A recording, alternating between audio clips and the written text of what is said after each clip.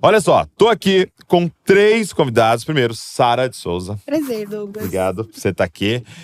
Nicolas Yon, famoso Dorama. Obrigado pelo convite. Obrigado, Nicolas, por você estar aqui. E Bernardo, Tamo junto. que da família Desascope, mais de casa aqui. Obrigado por vocês estarem aqui. Privilégio. E eu queria primeiro que cada um se apresentasse rapidamente aqui para a gente ter um contexto de que perspectiva cada um vai falar. Começa você, Bernardo. Bom, meu nome é Bernardo Mota, sou casado com a Tainá, pai do Estevão e do Daniel. E a gente tá muito grato desde janeiro aqui em Bragança Paulista, fazendo parte da família Desascope, liderando os adolescentes aqui dessa casa, também começando aí uma empreitada com os jovens, né? Então, é isso. Beleza. Sua vida foi gasta aí nesse contexto, né? Liderando jovens. Né? Isso aí, a gente tá inserido aí nesse contexto de liderança com jovens nos últimos 10 anos. Muito bom. E aí, então, nós vamos ter a perspectiva do líder de jovem do tema que a gente vai falar aqui hoje. Nicolas. Fala, pessoal. Me chamo Nicolas. Eu tenho um perfil na internet. Sou um ex-fisiculturista natural. Prego... Natural. Meu apelido é Dorama nas redes sociais. Ok. Nem falo por quê. Não entendo também. E eu vi a oportunidade de falar no meio fitness a respeito de Jesus para as pessoas que ainda não conhecem, né? E para as pessoas que acabaram se desviando da fé.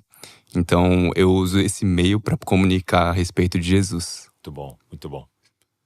E aí? Fala pra mim, Sara. Então, gente, eu sou a Sara, eu sou cristã há uns 8 anos, quando Jesus me encontrou.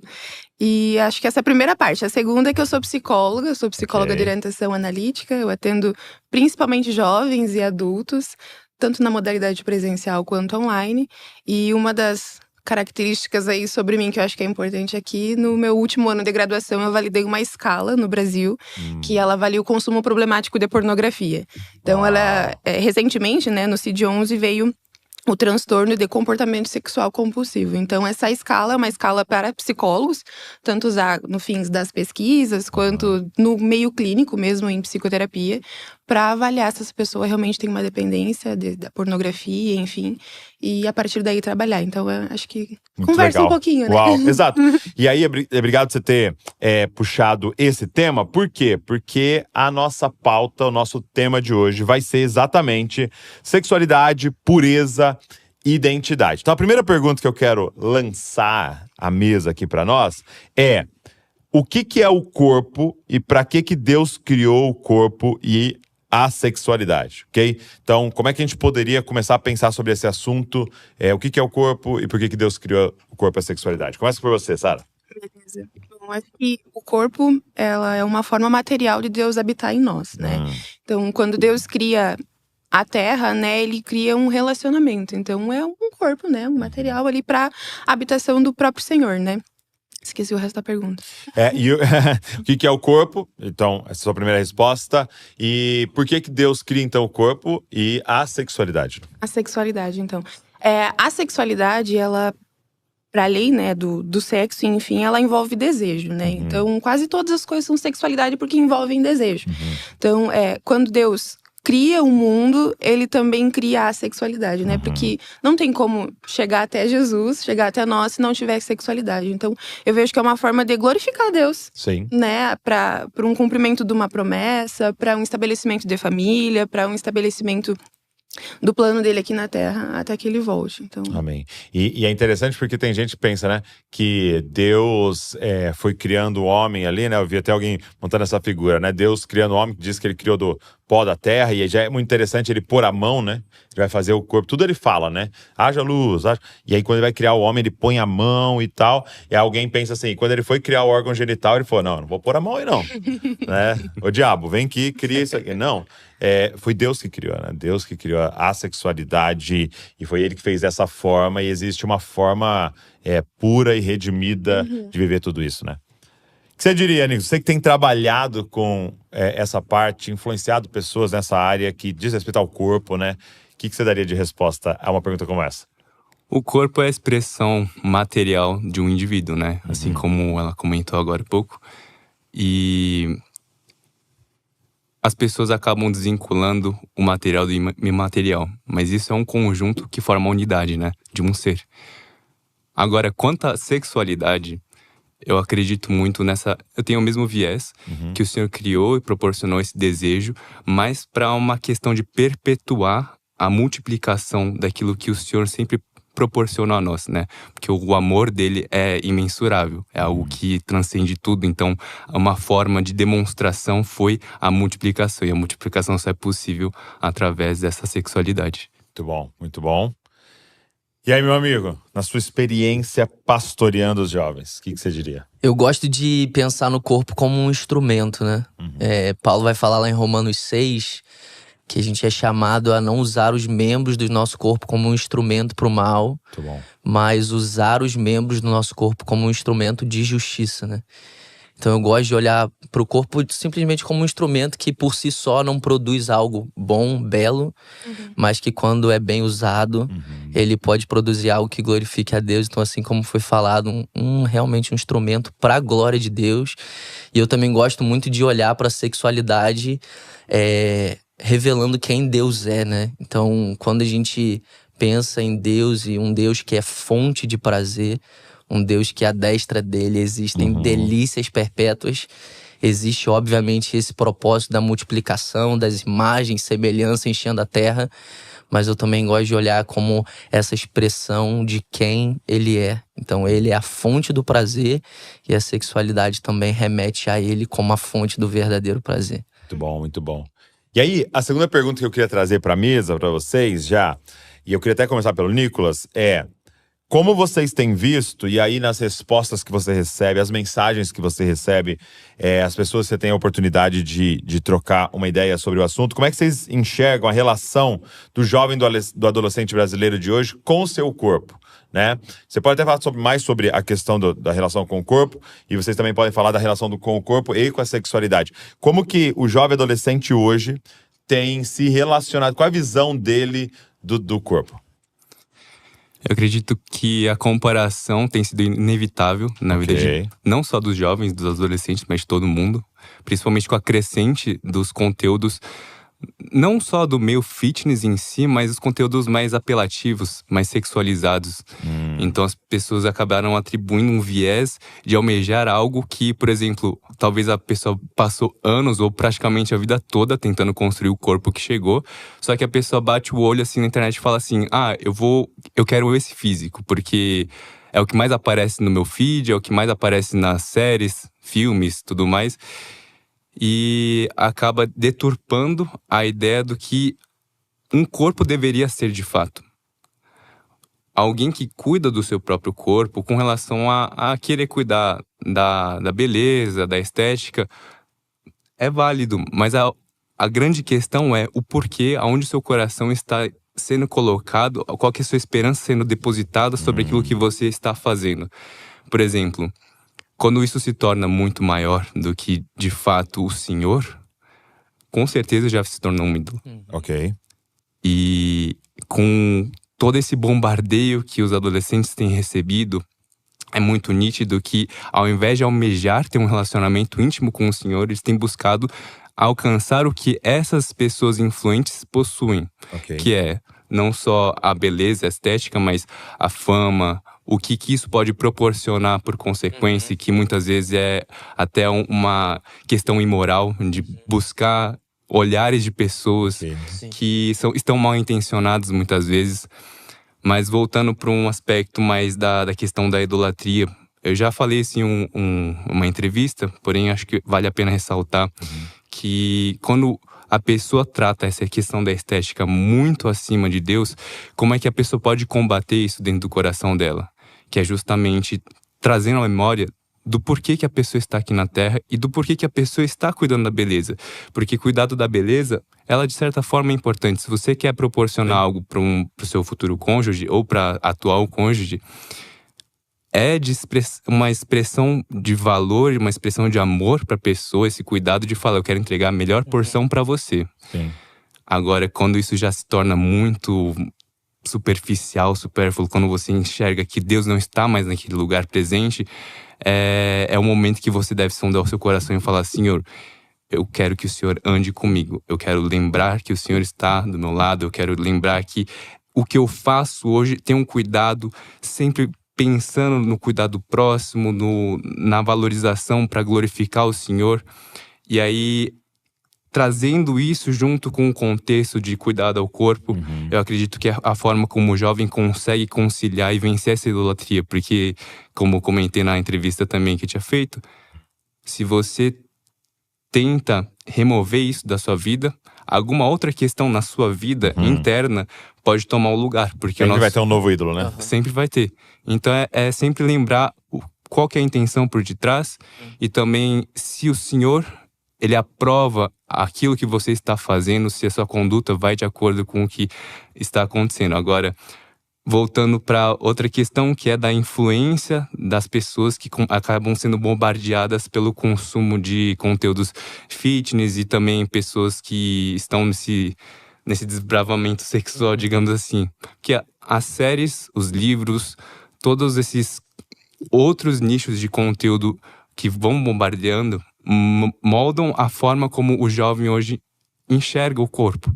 E aí vem a comparação, não só como almejar o corpo daquela outra pessoa, ou até ser melhor do que o outro, que entraria na questão da inveja, né? Uma das obras da carne que o Senhor condena, lá em Gálatas 5. E não somente a autocomparação com a outra pessoa, a pessoa acaba julgando o corpo de outras pessoas.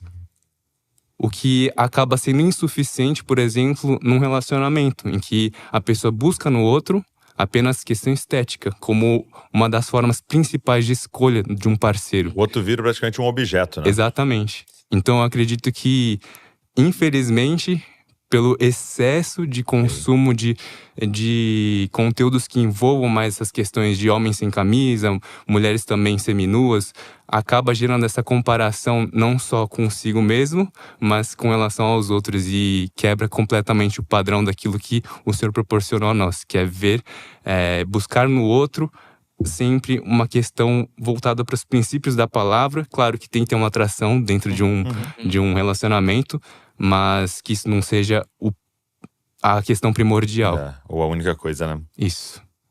Bernardo, a sua experiência pastoral, assim, né? Ali no gabinete, na conversa, no discipulado, no atendimento, como é que tem sido a relação do jovem, do adolescente com o seu corpo, com a sexualidade hoje? É muito complexo, né? Como a gente tá conversando aqui, a gente vive num tempo de hipersexualização, né? Então isso é muito explícito, né? E tá em todos os lugares. Então não tá só numa rede social, tá na rua, numa propaganda, num livro. Tudo que você consome, você tem que tomar muito cuidado por causa dessa hipersexualização nas músicas, nos vídeos e tal. E isso gera realmente, assim, essa disfunção. E não é difícil você encontrar um jovem, um adolescente sofrendo por causa dessas questões, né? Seja pela comparação, porque é muito tentador atribuir o seu valor ao seu corpo. Então, nossa, se o meu corpo não tá legal, o meu valor, ele diminui. Se o meu corpo tá assim, eu vou ser valorizado, eu vou ser procurado, né? Principalmente nesse contexto fora da igreja. E como os jovens adolescentes, a gente lida muito com gente que vem de fora, né? É realmente uma desconstrução. O seu valor não tá atrelado ao seu físico, ao seu corpo, mas à sua identidade em Cristo Jesus. Então, eu acredito que o evangelho coloca cada uma dessas coisas no seu devido lugar. Sim. Então, é a nossa responsabilidade cuidar do nosso corpo. Ele é templo do Espírito Santo, mas esse não é o nosso valor diante de Deus. Então a gente tem percebido quanto o evangelho é necessário para trazer essa compreensão correta do seu devido lugar e trazer ali para os jovens, para os adolescentes, que o valor deles é sobre quem eles são em Cristo Jesus, e a partir desse lugar todas as outras coisas vão se encaixar ali. E é interessante como a gente está falando, né? O Nicolas falando de um, vamos dizer assim, de um extremo, que cara, eu quero cuidar do meu corpo, eu quero ter barriga tanquinho, aí eu quero tal pra ser admirado e tal.